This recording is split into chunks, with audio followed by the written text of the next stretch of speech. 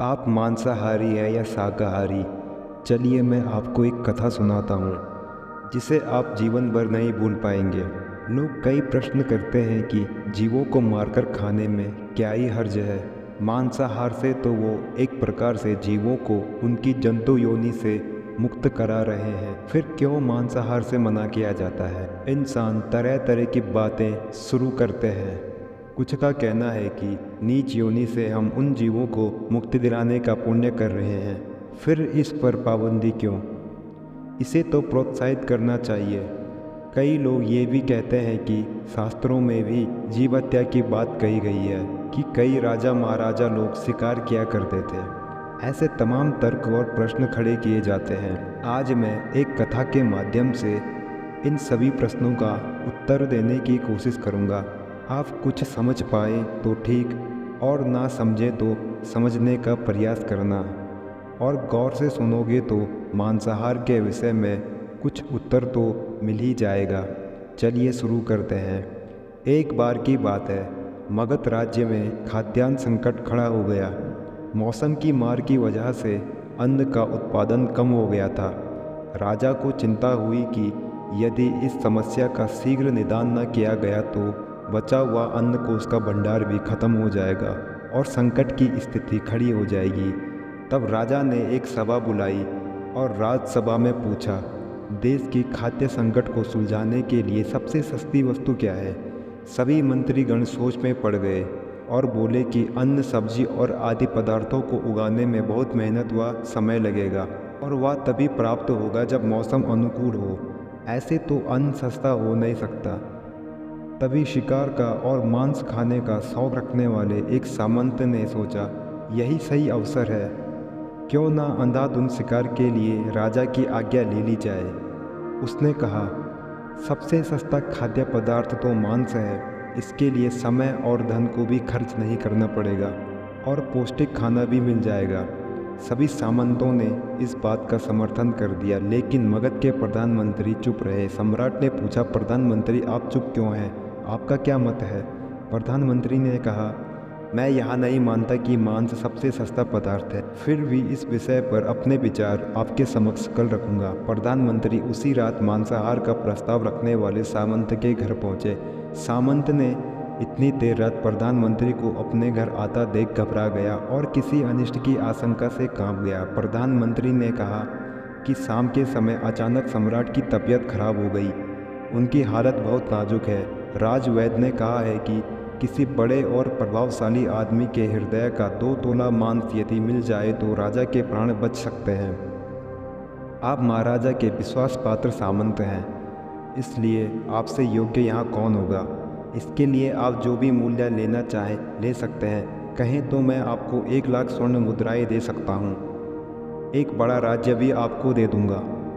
अपनी इच्छा कहें, मैं तलवार से आपका हृदय चीरकर सिर्फ 2 तोला मांस निकालूंगा। सामंत के चेहरे की हवाइयाँ उड़ गई। वहाँ सोचने लगा कि जब जीवन ही नहीं रहेगा तब 1 लाख स्वर्ण मुद्राएं और एक बड़े राज्य का क्या करूँगा। वह तुरंत अंदर भागा और अपनी तिजोरी से 1 लाख स्वर्ण मुद्राएं लेकर आया। मुद्राएं देखकर उसने प्रधानमंत्री के पैर पकड़ लिए। गिड़गिड़ाते हुए बोला, श्रीमंत, मैं आपकी 1 लाख स्वर्ण मुद्राओं में अपनी 1 लाख स्वर्ण मुद्राएं मिलाता हूँ। इस पैसे से आप किसी और सामंत के हृदय का मांस खरीद लें, किंतु मुझे जाने दें और यह बात किसी और को पता न चले। प्रधानमंत्री तो सब समझ ही चुके थे, पर उसे थोड़ा और मानसिक पीड़ा देना चाहते थे। प्रधानमंत्री फिर बोले, सामंत, आप शरीर से बलशाली हैं, आपकी कदकाठी महाराज से मिलती जुलती है, इसीलिए राजवैद्य ने खास तौर से आपका ही नाम लिया है। आपके दान से हमारे राजा का जीवन बच सकता है।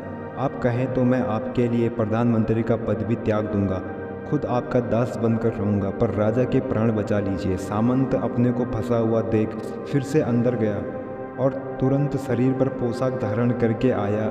अपने जूते भी पहन लिए, जैसे वो वहाँ से बस भागने ही वाला हो।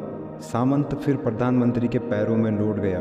उनसे याचना करने लगा, प्रधानमंत्री जी, मैं इस योग्य नहीं हूँ, मुझे कुछ नहीं चाहिए। और बोला, जब प्राण ही नहीं रहेंगे तो फिर प्रधानमंत्री का पद क्या, राजा का सिंहासन भी मिले तो मेरा किस काम का? आप चाहे तो मेरा सब कुछ ले लें, पर मेरे प्राण न लें।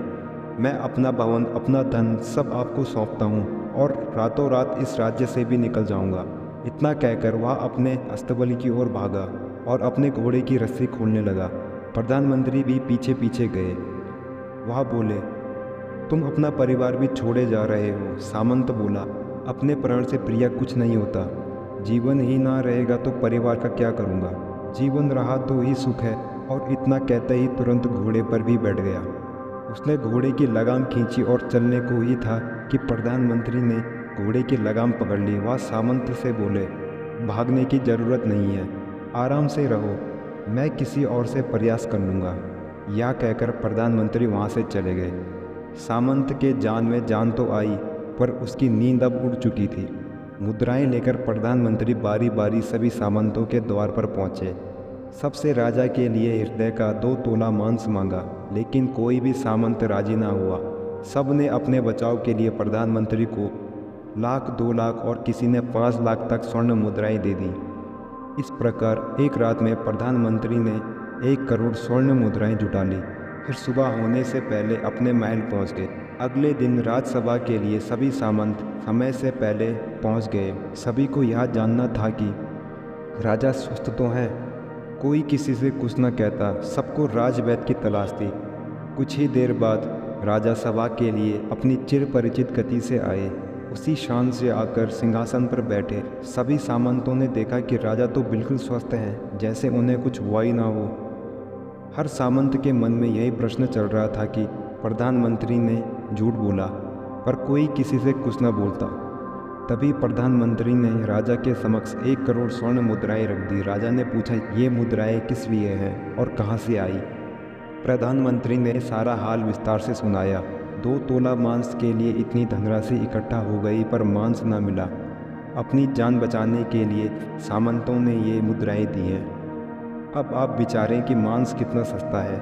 राजा को बात समझ में आ गई। उन्होंने प्रजा को कृषि कार्य के लिए अतिरिक्त परिश्रम करने का आदेश दिया।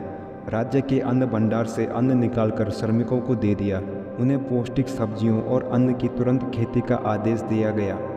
1 करोड़ स्वर्ण मुद्राएं कृषि कार्य में और श्रमिकों के कल्याण पर खर्च कर दिए। मेहनत रंग लाई।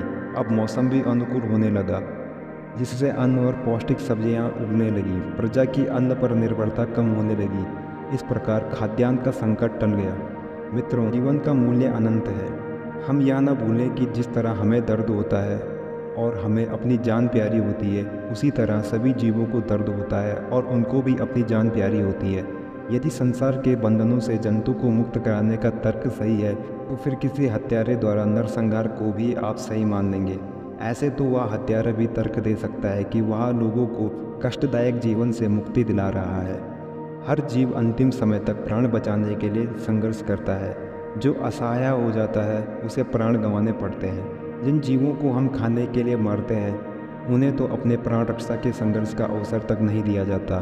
क्रूरता सिर्फ वही नहीं है जहाँ मानव का रक्त बहे, असहाय जीवों का रक्त बहाना भी क्रूरता है। यह बात तो आपको मालूम होगी कि अंतिम सांसें गिन रहे जीव से आशीर्वाद लिया जाता है।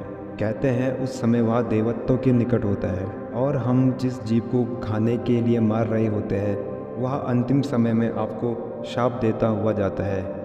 सोचिए अनजाने में कितना बड़ा पाप हो रहा है। तो ये कथा आपको कैसी लगी? अपने विचार ज़रूर लिखें और साथ ही वीडियो को लाइक, शेयर, सब्सक्राइब भी करें। धन्यवाद।